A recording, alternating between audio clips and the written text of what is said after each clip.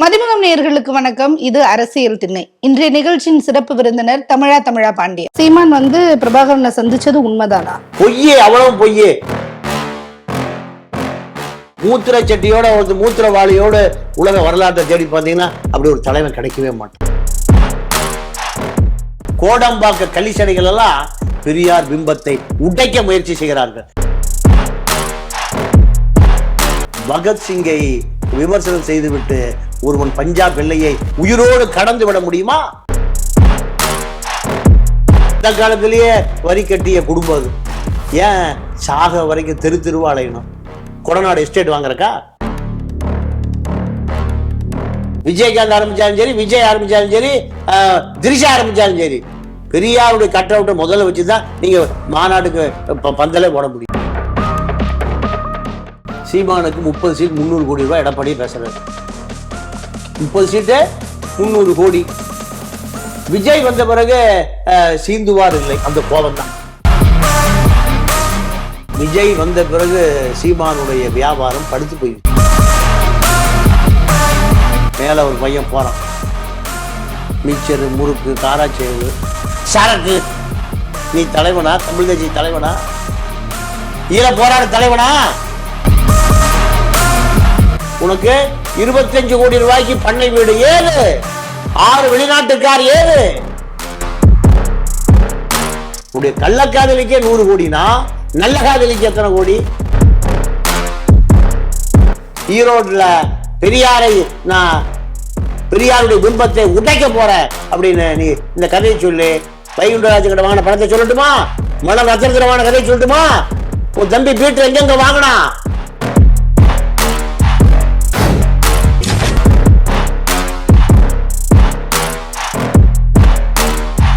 அரசியல் திண்ணை நிகழ்ச்சியில உங்களை சந்திக்கிறதுல ரொம்ப மகிழ்ச்சி. வணக்கம்.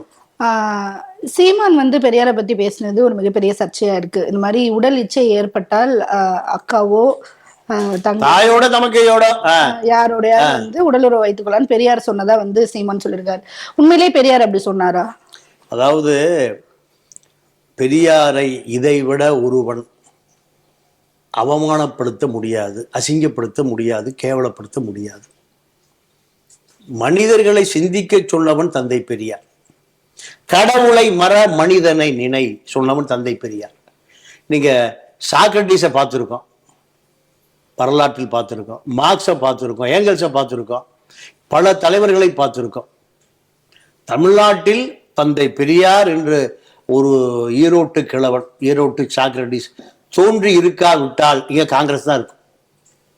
காங்கிரஸ் பண்ணையார்கள் தான் அதிகாரத்தில் இருப்பான். 2 சிறுநீரகங்களும் பழுதடைந்து நீங்க மூத்திர சட்டியோட மூத்திரவாளியோட உலக வரலாற்றை தேடி பார்த்தீங்கன்னா அப்படி ஒரு தலைவன் கிடைக்கவே மாட்டான். இதை இந்த ஆரியர் திராவிட யுத்தத்திற்கான பிதாமகன் கருப்பொருள். உன்னை சீமான பிரபாகரன் எதுக்காக உன்னை வர சொன்னார்? பெரியாருடைய தொண்டன், உனக்கு அதான் தகுதி. பெரியார இவ்வளவு அசிங்கப்படுத்தி கேவலப்படுத்துவதற்கு காரணம் உனக்கு பிஜேபியிடம் தேன்மொழிக்கு 100 கோடி ரூபாய் கொண்டு போய் நீ பிரான்ஸ்ல இசட் டிபார்ட்மெண்ட் ஸ்டோருங்கிற பேர்ல 10 பிரான்ச் இருக்கு. எங்க? பிரான்ஸ் தலைநகர் பாரிஸ்ல. 100 கோடி ரூபாய் இலங்கை அகதியாக வந்த உன்னுடைய காதலி தேன்மொழிக்கு 100 கோடி ரூபாய் எப்படி வந்தது? விசாரிக்குமா? இடி விசாரிக்குமா? ஐடி விசாரிக்குமா? இல்ல என்போர்ஸ்மெண்ட் விசாரிக்குமா? நான் தொடர்ந்து கத்துறேன், இதை பத்தி செய்தியே வர மாட்டேங்குது. இவன் ஈழத்துக்கு போறான், பெரியார் தொண்டன் குளத்தூர் மணி தான் அனுப்புறாரு. வேற இவனை பிஜேபி தலைவர் பார்ப்பாரான்? இல்ல எந்த கட்சியில் இருந்தாலும் பார்க்க மாட்டார். பெரியாரிஸ்டுகள், பெரியார் தொண்டன் சரியா இருப்பான். கடைசி வரைக்கும் ஆயுத கடத்தலை செய்து கொண்டிருந்த 2 பேர், ஒருவர் குளத்தூர் மணி, ஒருத்தர் மதுரை வேலுச்சாமி. 2 பேர் தான்.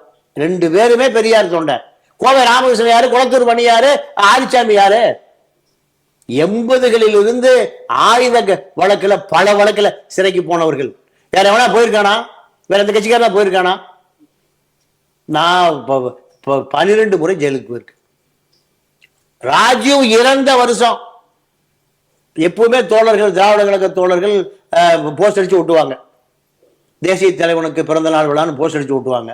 அந்த வருஷம் ஓட்டுறன்னு ஆர்வமா இருக்கான், தடுத்து பார்த்தா தடுக்க முடியல, ஊட்டி விட்டான். ஊட்டிய பிறகு என்னை கொண்டு போய் 124A 124B வெடிமருந்து சட்டத்துல ஜெயில, நான் கோயம்புத்தூர் ஜெயில 3 மாசம் கடந்தேன். உங்க கட்சியில் இருந்தார்ல KM ஷரீஃப், தமிழ்நாடு மக்கள் ஜனநாயக கட்சின்னு வச்சிருக்காரு, அவரு திருச்சியில ஒட்டி அவரு திருச்சி ஜெயில கிடந்தார் 91. அப்ப சீமா அப்ப எங்க பிறந்திருப்பாரா, இதை பாலுகளில் குடிச்சிட்டு இருந்திருப்பானா? அப்போ பெரியாரை பேசினால் தனக்கு ஒரு மலிவான விளம்பரம் கிடைக்கும், இதுதான் அவனுடைய அஜெண்டா. குருமூர்த்தியினுடைய அஜெண்டா, அண்ணாமலையினுடைய அஜெண்டா, அதை முழுமையாக செய்கிறார். இதுதானே தவிர, நீங்க ஒரு சீதையின் மைந்தன் ஒரு நாளாந்தர் எழுத்தாளர் ஒருத்தன் பெரியார் விபச்சார விடுதி நடத்தினார்னு எழுதினான். அப்போ அவனை நான் கேட்டேன், என்ன இப்படி இழிவா, எனக்கு ஒரு மிகப்பெரிய விளம்பரம் கிடைச்சிருக்கு, யார் சீதையின் மைந்தன் என தேடுறாங்க. அந்த நாளாந்தர எழுத்தாளர் இப்ப செத்து போயிட்டான். இப்போ இவன் நாளாந்தர பேச்சாளர் தான் தவிர மனித சமூகத்தை பற்றிக்கிற சிந்திக்கிற விலங்குகள் கூட இப்படி சிந்திக்காது. அப்போ பெரியாரை இழிவுபடுத்துவதற்கு இதை விட வேறு வார்த்தைகளே இல்லை. இந்த வார்த்தைகளை திரும்ப திரும்ப சொல்லுவதன் மூலம், இப்போ விஜய் வந்த பிறகு இந்த சைமனை பேசுவதற்கு ஆளே இல்லை.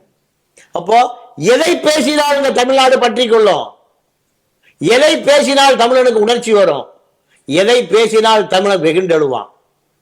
இப்ப பாத்தீங்கன்னா சீமான் லைம் லைட்ல இருக்காரு. என்ன காரணம்? பெரியாரே பேசிவிட்டாயா, பெரியாரே பேசிவிட்டாயா. இதுதான் இந்த நாளாந்தர மலிவான பாலியல் குற்றவாளிக்கு ஒரு பெரிய விளம்பரம் கிடைக்குது. இந்த விளம்பரம் என்ன எப்படி நினைக்கிறான்?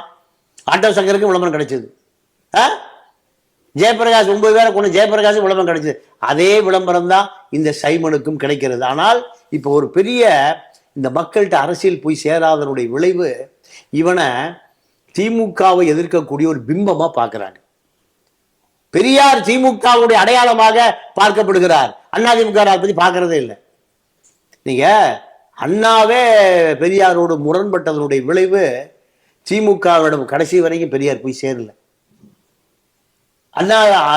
அண்ணா கருணாநிதி அங்கிருந்து அதிமுகவை கண்ட எம்ஜிஆர் பெரியாரை நீங்க கடைசி வரை கொண்டு போகவே இல்லை. திமுகவை இப்ப ஸ்டாலின் படத்தில் பெரியாரை போடுறாங்க. அதிமுக 72 கட்சி ஆரம்பிச்ச இயக்கம், ஏறக்குறை 70 54 வருஷமா பெரியாருக்கும் அதிமுக பெரிய இடைவெளி உருவாயிடுச்சு. அவன் கொண்டு போகவே இல்லை. பார்ப்பன பெண்ணு ஜெயலலிதா கொண்டு போகவே இல்லை.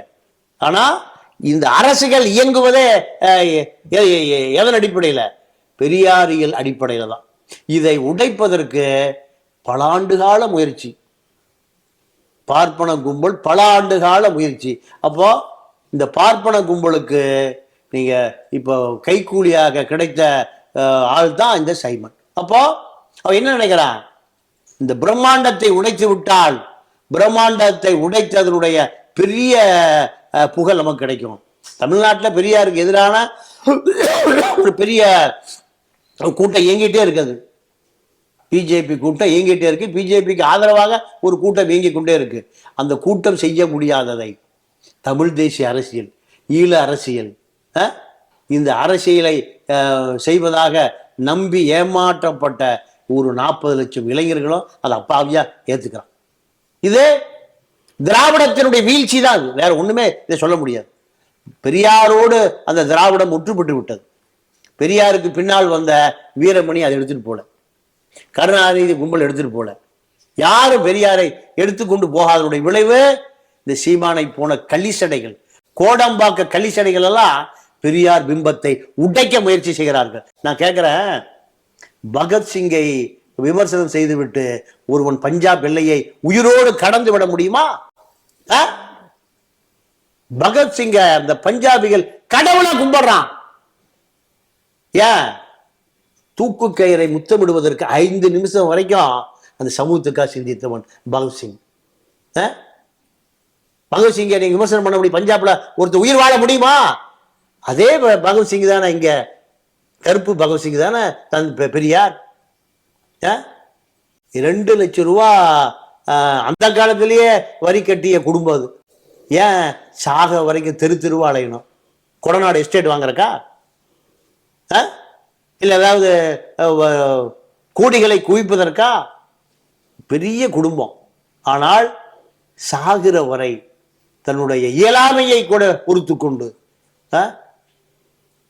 இந்த இனத்துக்காக உழைத்தவனை கடைசி கட்டம் இந்த பிம்பத்தை உடைத்தெறிய வேண்டும் என்று சீமானுக்கு வேலை கொடுக்கப்படுகிறது. அந்த வேலையை அவன் சரியாக செய்து கொண்டிருக்கிறார். இப்போ ஒரு பக்கம் சீமான் பேசினதுக்கு எதிராக முற்றுகையிடுறாங்க, இன்னொரு பக்கம் ஆதார கொடுன்னு கேட்கறாங்க. ஆதாரத்தை கொடுக்க மாட்டாரு சீமான். அதை எப்படி பாக்குறீங்க நீங்க? இல்ல, ஆதாரமே இல்ல. ஆதாரம் எங்க இருக்குன்னா குருமூர்த்தி வீட்டுல இருக்கு. ஆதாரம் எங்க இருக்குன்னா அண்ணாமலை வீட்டுல இருக்கு. இதுதான் ஆதாரம். நீங்க ஆதாரம் இல்லாத குற்றச்சாட்டுகள் தான் இது பூராமே. மனித சமூகத்தில் சிந்திக்கக்கூடிய யாருமே இப்படி ஒரு கருத்தை சொல்லி இருந்தால் அந்த அந்த வார்த்தை வருவதற்கு முன்பே அந்த மனிதன் அந்நியப்படுத்தப்பட்டிருப்பான். ஆனா இன்னைக்கு தந்தை பெரியார் தமிழ் சமூகம் எத்தனை ஆண்டு காலம் கொண்டாடுகிறது. இது நடந்திருக்குமா? அறிவு இல்லாத, படிப்பறிவே இல்லாத கிராமத்து மூதாட்டி கூட இந்த கருத்தை ஏற்றுக்கொள்ள மாட்டார். ஆனா நீங்க 50 லட்சம் பெரியார் தொண்டர்கள் கருப்பு சட்டையோடு இருந்த ஒரு பெரிய இயக்கம் இது. 1935 பிரிட்டிஷ்காரன் எழுதுறான், குயின்ஸுக்கு எழுதுறான், பிளாக் ஷர்ட் மூவ்மெண்ட், கருப்பு சட்டை கூட்டம். ஒரு பெரிய கூட்டம், புரட்சிக்கான கூட்டம் உருவாகி கொண்டிருக்கிறது. கூட்டம் போட்டு பேசுகிறார்கள், கடவுள் மறுப்பை பதிவு செய்கிறார்கள், பெண் உரிமையை பேசுகிறார்கள். யார் சொல்றான்? பிரிட்டிஷ்காரன் எழுதுறான். பிரிட்டிஷ்கார் எப்பவுமே 3 ரெக்கார்டு பண்ணுவான். ஒண்ணு லண்டனுக்கு குயினுக்கு போயிடும், ஒண்ணு அவனுடைய தலைமைக்கு போயிடும், ஒண்ணு அவன் வச்சுக்குவான். அப்போ இது போன்ற கருத்துக்களை சொன்னார் என்று எந்த பதிவுமே இல்லையே. இப்படிலாம் சிந்திக்க முடியுமான்னு பாருங்க. நீங்க ஒரு சிந்தனையாளனை முற்போக்காளன் பிற்போக்காளன் பிரிக்கிறோம். பிஜேபி காரன் என்ன பேரு அவனுக்கு? பிற்போக்காளன். வலதுசாரி இடதுசாரிலாம் கிடையாது, லெப்ட் கம்யூனிஸ்ட் ரைட் கம்யூனிஸ்ட் தான். எனக்கு தெரிஞ்சு 40-45 வருஷத்துக்கு முந்தி கம்யூனிஸ்டுகளை தான் பிரிப்பான், இடதுசாரி வலதுசாரி. இப்ப இடதுசாரி வலதுசாரிகள் யார் வந்துட்டான்? பிஜேபி வந்துட்டான். பிஜேபிக்கு என்ன பேரு தெரியுமா? பிற்போக்காளன்.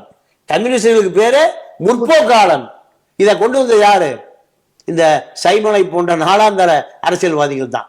அதாவது இதுல முழுமையாக நாம் தெரிந்து கொள்ள வேண்டிய விஷயம் என்ன கேட்டீங்கன்னா, பெரியாருடைய பிம்பம் தமிழ்நாட்டில் பெரியார் மண், பெரியார் பிம்பம்.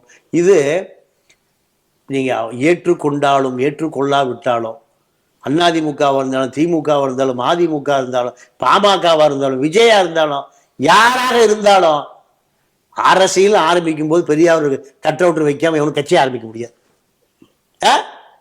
எவன் கட்சி ஆரம்பிச்சாலும் சரி, விஜயகாந்த் ஆரம்பிச்சாலும் சரி, விஜய் ஆரம்பிச்சாலும் சரி, திரிஷா ஆரம்பிச்சாலும் சரி, பெரியாருடைய கட் அவுட்டை முதல்ல வச்சுதான் நீங்க மாநாட்டுக்கு பந்தலே போட முடியும். அப்ப இந்த பிம்பம் மிகப்பெரிய பிம்பம், 10 கோடி பேருக்கான பிம்பம். இந்த பிம்பத்தை பார்த்து 140 கோடி பேரும் பயப்படுறான்.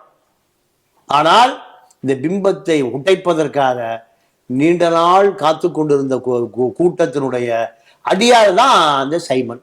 அப்போ பெரியார் சொன்னதாக சொல்லுகிற அந்த இட்டு கட்டுகிற கதைக்கு எங்கு தேடினாலும் ஆதாரம் கிடைக்காது. இப்ப இதே சீமான் பல மேடைகள்ல பெரியார புகழ்ந்தும் பேசிட்டு இருக்கிறத நம்ம பார்த்திருக்கோம். இப்ப திடீர்னு பெரியாரை எதிர்க்கிறதுக்கான காரணம் என்ன? காரணம் அவனுக்கு ஒரு புகழ் வெளிச்சம் வேணுமா?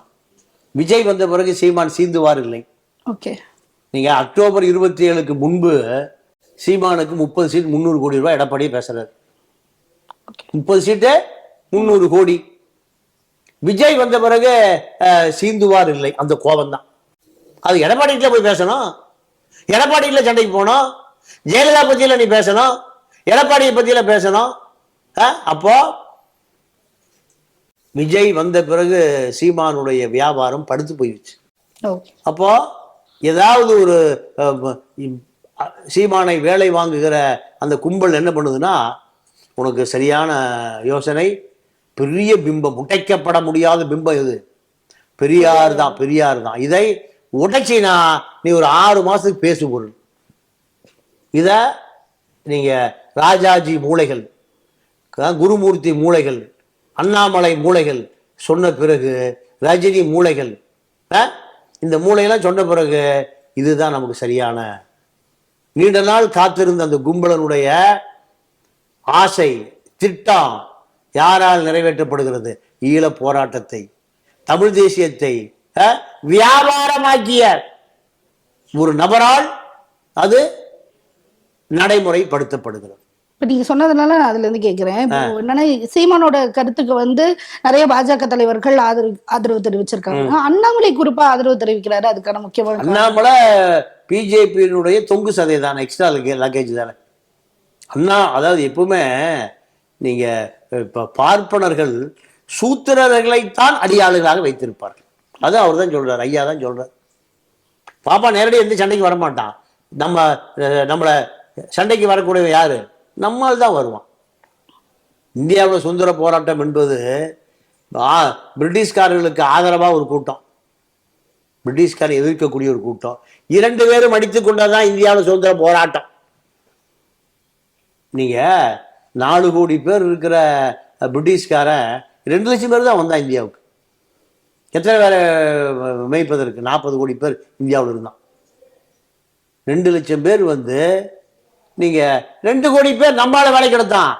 பிரிட்டிஷனுடைய கட்டளை அடிபணிந்த கூட்டம், போலீஸ் கூட்டம் பூரா யாரு? ராணுவ கூட்டம் பூரா யாரு? நம்ம பையன்.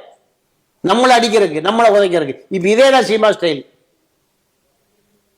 ஈழ போராட்டத்தினுடைய துரோகம்தான் சீமானுக்கு ஒரு 40 லட்சம் பேர் இளைஞர்கள் போனான். இப்போ பார்த்தான் யாரு? RSS கும்பல் சீமானை வைத்து, தமிழ் தேசியத்தை வைத்து, தமிழர்களுடைய பிம்பமான தந்தை பெரியாரை உடைப்பதற்காக நீண்ட நாள் செயல்படுத்த முடியாமல் கிடந்த திட்டத்தை இந்த சீமானை கையில் எடுத்து, நீங்க அந்த நாம் தமிழர் இந்த டைட்டில சிவந்தி ஆயுத போய் வாங்கி கொடுத்து யாருன்னா குருமூர்த்தி சோமம் தானே. நம்ம பையன் நம்ம சொன்ன கேட்பான். குருமூர்த்தி சோமம் யாருடைய ஆட்கள்? RSS ஆட்கள், RSS ஐடியாலஜிஸ்ட். அப்போ இவர் யாருன்னு அம்பலப்படுத்தாமல் விட்டது யாருடைய தப்பு? திராவிட இயக்கத்தை சார்ந்தவருடைய தப்பு தான். இவருக்கு மேடை கொடுத்ததே திராவிட கழக மேடை தான். நீங்க தேசிய தலைவர் பிரபாகர் வர சொல்றது எதனால? நீ பிஜேபி இருந்து வர சொல்லியிருப்பாரா? அங்கேயே கட்டி போட்டிருப்பார், மரத்துக்கு உரமா போயிருப்பார். இவர் ஒரு பெரியார் தொண்டை, பல பெரியார் தொண்டை கருப்பு மெழுகுவர்த்தி தன்னை அழித்து கொண்டு ஈழத்துக்காக போராடி இருக்கான். செத்து போயிருக்கான். தன்னுடைய உடம்புல மண்ணெண்ணெய் ஊற்றி கொளுத்தி ஈழத்துக்காக தியாகம் பண்ணியிருக்கான். அப்போ இவர்களிலிருந்து ஒருவன் வருகிறான் அப்படிங்கும் போது அவர் என்ன நினைச்சாரு? ஒரு தியாகி, சமூகத்துக்காக போராடுவான், ஒரு போராளி. இவன் போன 17 நாள் புல் அடிச்சுட்டு இருந்தான். மின்னல் முருகன் சொல்றார், எல்லாளன் படத்தினுடைய டைரக்டர் மின்னல் முருகன் 17 நாள் சாராய் போதையில இருந்திருக்கான். அப்போ சீமான் வந்து பிரபாகரனை சந்திச்சது உண்மைதானா? பொய்யே, அவ்வளவு பொய்யே. ஒரு குடியார பார்க்க நானும் அங்கதான் இருந்தேன். அவர் வந்த அதே காலகட்டத்தில் என் பாஸ்போர்ட் காமிக்கிற பாருங்க, சீல் இருக்கு. அதே காலகட்டம் நான் அங்கதான் இருந்தேன். இவன் மின்னல் முருகன் 2 பேரும் ஒரு அறையில் தங்கி இருந்தாங்க. இருந்த 16-17 நாட்களும் தேன்மொழிக்கு லவ் லெட்டர் கொடுக்கறது, மீதி நேரத்தில் குடிக்கிறது. சினிமா கலைஞர் இப்படித்தானே இருப்பான். இதை தெரிந்து கொண்ட தலைவர் இவன் முதல்ல அடுத்த போட்ல ஏற்றி விடுங்கடா, அடுத்த போட்ல ஏற்றி விடுங்க. அங்க யுத்தம் நடந்ததை பார்த்து இவன் ஏன் தண்ணி அடிச்சாருன்னா பயம், உசுறு போயிடணும். நீங்க நேரடியா அந்த சாட்சி இருக்குமா? மின்னல் முருகன் எல்லாளர் படத்தினுடைய டைரக்டர் சீமான எப்படியாவது கிளப்பி விடுங்க பாப்பா. அந்த போட்டு போகல, அதுக்காக 16 நாள் பாதுகாக்க வேண்டியிருந்தது. அடுத்த போட்ல போயிருந்தா கடலை சேர்த்து போயிருப்பான். அந்த தேசிய தலைவர் யார் மீதும் நிழல் கூட படாமல், அந்த மண்ணில நானும் 5 தடவை போயிருக்கேன். அந்த மண்ணுக்கு நிழல், அதான் வெயில் கூட படாம பாதுகாப்பா கூட்டி கரையில் இறக்கி விட்டுருங்கப்பா அவனுக்குல. இப்படி சொல்லக்கூடிய தலைமை. அதனாலதான் இந்த களிசடை இதை வியாபாரம் பண்ணுவான்னு நீங்க சங்ககிரி ராஜ்குமார் சொல்றாரு. நான் தாங்க வெட்டி ஒட்டி அடிச்சு கொடுத்தேன் தமிழன் டிவிலின்னு. நானும் தமிழன் டிவில வேலை பார்த்தேன். அப்போ இந்த மாதிரி திட்டமிட்டு தமிழ் தேசிய அரசியலை, ஈழ அரசியலை இரண்டையும் ஒன்று சேர்த்து அறுவடை செய்கிற ஒரு எவனோ விதைத்ததை, எவனோ விளைவித்ததை, எவனோ களை எடுத்ததை அறுவடை செய்தவன் இந்த சைமன். இது திராவிட இயக்கங்களுடைய வீழ்ச்சி தான். நீங்க சீமானை விட 100 மடங்கு தியாகி கோவை ராமகிருஷ்ணன், 1000 மடங்கு தியாகி. கடைசி 2009 வரை புலிகளுக்கு தேவையான பொருள்களை நீங்க கடத்தி கொண்டு போய் கொடுத்தவர் குளத்தூர் மணியும் கோவை ராமகிருஷ்ணனும் ஆரிச்சாமி, மதுரை வேலுச்சாமி. எத்தனை தடா, எத்தனை பொடா, எத்தனை என்எஸ்ஏ, எத்தனை ஆண்டு கால ஜெயில். 2009 நீ பாண்டிச்சேரி ஜெயில் இருக்கும்போது நான் ஒன்று வந்தேன். நானே வன்னியரசு, கலைக்கோட்டுதையும் எல்லாம் வந்து உன்னை பார்த்தோம் திருச்சி ஜெயிலில், சாரி பாண்டிச்சேரி ஜெயிலில். லோகு ஐயப்பன் உனக்கு என்ன கொடுத்தாரு? டெய்லி ஒரு ஃபுல்லு 500 ரூபா, கேட்டுக்கு 500 ரூபா கொடுத்தா தான் புல்லு உள்ள போகும். நீ இதுதான் தியாகம், நீ செஞ்ச தியாகம். நான் பார்த்தேன் உன்னைய. ஈழ போராட்டம் 2009 இது முடிவுக்கு வந்த பொழுது திராவிட கழகத்தை சேர்ந்த பாலகுரு உயிரோட இருக்கான் பெங்களூர்ல, கடன் ஆகி போய் தலைமறைவா இருக்கான். நானும் பாலகுரு தான் 10 கூட்டங்களை போட்டு ஈழ போராட்டம் இன்னும் உயிரோடு தான் இருக்குன்னு வெளி உலகத்துக்கு கொண்டு வந்தவர்கள். திருச்சி வேலுச்சாமி தான் ஒரு ஆம்பளை முதல்ல, யோ நான் செய்தி தர கூட்டம் போடியா 2009 நான் தேதி தர கூட்டம் போடு.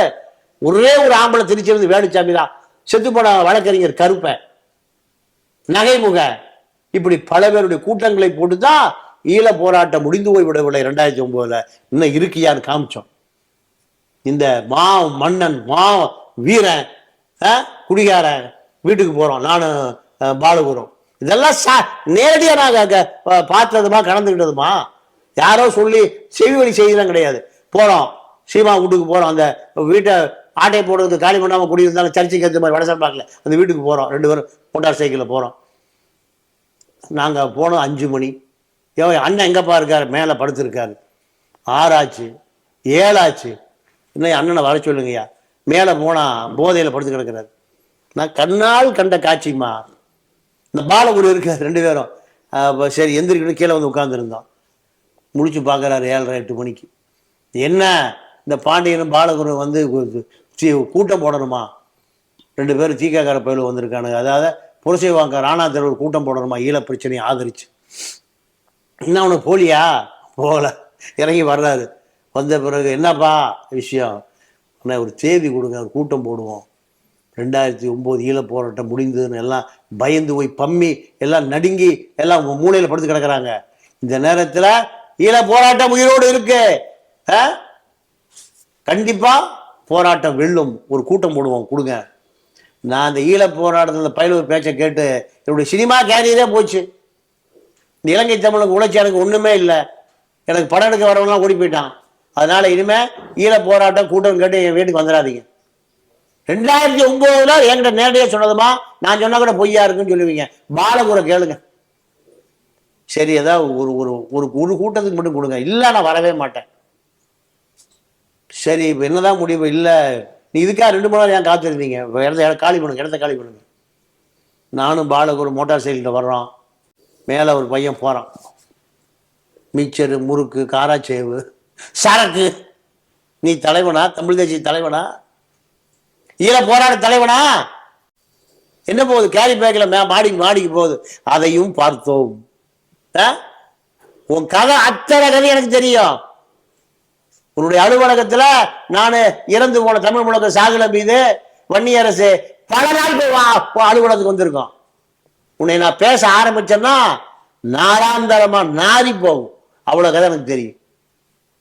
விஜயலட்சுமி அந்த அந்த காலகட்டத்தில் எப்படி இருந்தார், தேன்மொழி எப்படி இருந்தார். நான் இதுக்கு மேல பெண்களை பத்தி நான் இழிவா பேசுவது அல்ல. உன்னால் பாதிக்கப்பட்டவருடைய கதை அத்தனை எனக்கு தெரியும். பொதுக்கூட்டத்துக்கு வர முடியாதுன்னு சொல்லிட்டு நீ சரக்கு அடிச்சுட்டு படுத்துக்கிறதவன். அப்போ உனக்கு அது நோக்கமே இல்லை.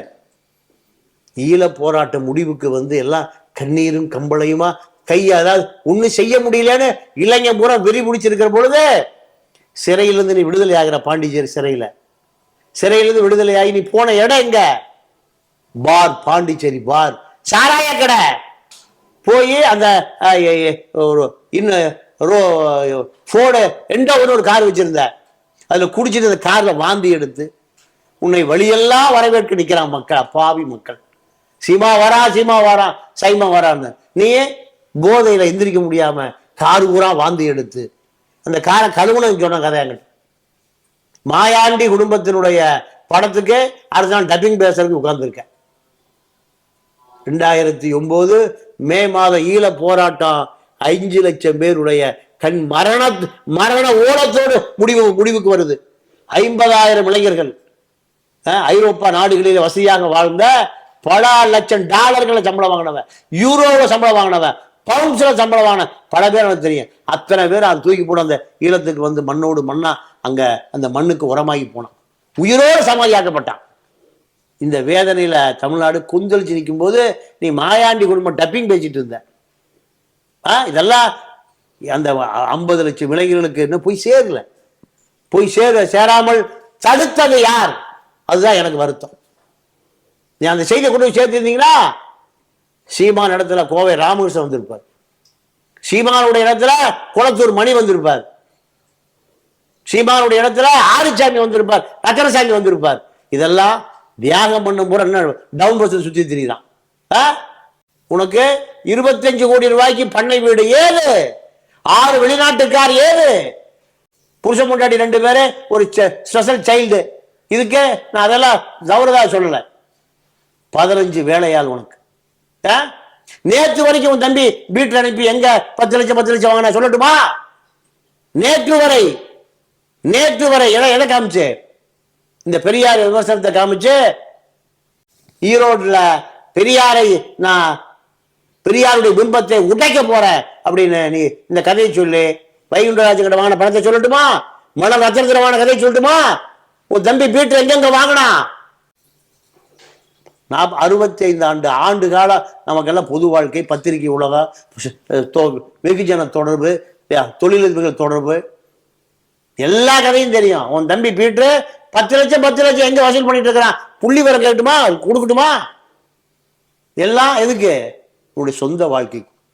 எப்படி தேன்மொழி உன்னுடைய கள்ளக்காதலி ஈழத்திலிருந்து பேங்காங் போய் தாய்லாந்து போய் அகதியா சென்னை வந்து உன்னோட குடும்பம் நடத்திட்டு இருந்து இப்ப அவள் Z department store, 10 department store, 100 கோடி ரூபாய் முதலீடு. ஏது அந்த பணம்?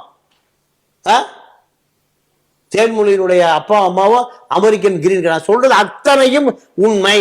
பொய்னா வழக்க போட்டு கோர்ட்டுக்கு இழு, நான் ஆதாரம் கூட கோர்ட்டுக்கு வரேன். உடைய கள்ளக்காதலிக்கே 100 கோடினா நல்ல காதலிக்கு எத்தனை கோடி? நான் பெண்களை இழிவா பேசுகிறேன், எனக்கு நோக்கம் அல்ல. இருந்தாலும் இந்த தம்பிகள் கொடுக்கிற ஐரோப்பா நாடுகளிலிருந்து ஈழ போராட்டத்துக்கு ஆதரவு தெரிவிக்கிற அந்த தோழன் கொடுக்கிற காசு போல எங்க போகுது? இப்ப அதுவும் ஒரு குற்றச்சாட்டு இருக்குல்ல. ஏற்கனவே வந்து ஈழத்தமிழர்கள் கிட்ட இருந்து திரள் நிதியா நிறைய கோடி ரூபாய் வாங்கியிருக்காரு. பல கோடி. அவன் 100 கோடி ரூபாய் ஒரு கள்ளக்காதலி மட்டும் வச்சிருக்காமா? சங்ககிரி ராஜ்குமாரும் அதேதான் சொல்றாரு. போட்டோ காமிச்சு கிட்டத்தட்ட கோடி கணக்குல பணம் வாங்குறாரு அப்படின்றது. அது அப்போ உண்மைதான் இல்லையா? 100% உண்மை. நான் கேட்கிறேன், இந்த இங்க ஐடி எல்லா வீட்டுக்கும் போறேன், என்போர்ஸ்மெண்ட் எல்லா வீட்டுக்கும் போறேன், அண்டை செலாவணி மோசடி எல்லா வீட்டுக்கும் போறேன். கள்ளக்காதலி தேன்மொழிக்கும் மோகனுக்கும் 100 கோடி ரூபாய் எப்படி வந்து விசாரி?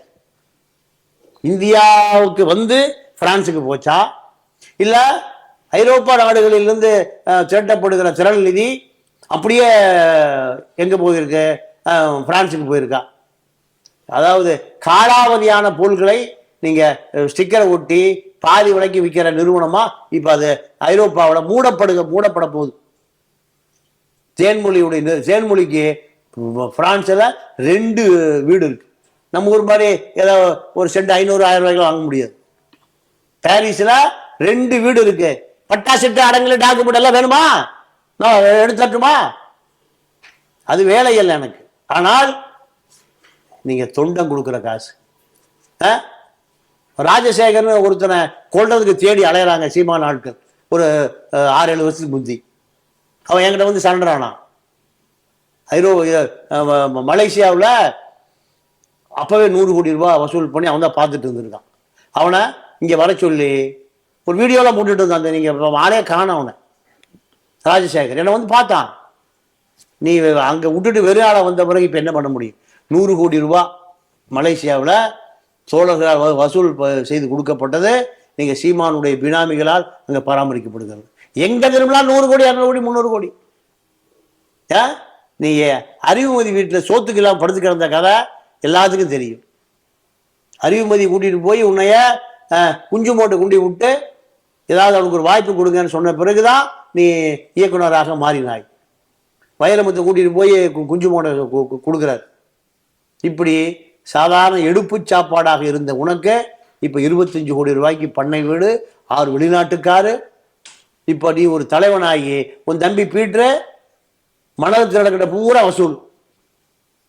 அப்போ சொகுசான வாழ்க்கைக்கு இந்த பெரியாரியமும் ஈழத்துல செய்த தியாகமும் உனக்கு அறுவடை செய்ய முடிகிறது என்றால், உண்மையாகவே ஈழத்துக்காக போராடி செத்து சுண்ணாம்பாகி எத்தனை பேர் செத்து போயிட்டான். குடும்பம் நடு ரோட்டில் நிற்குது. இவ்வளவு நேரம் ஒதுக்கி எங்களுக்கு நேர்காணல் கொடுத்ததுக்கு ரொம்ப நன்றி. நன்றி, வணக்கம்.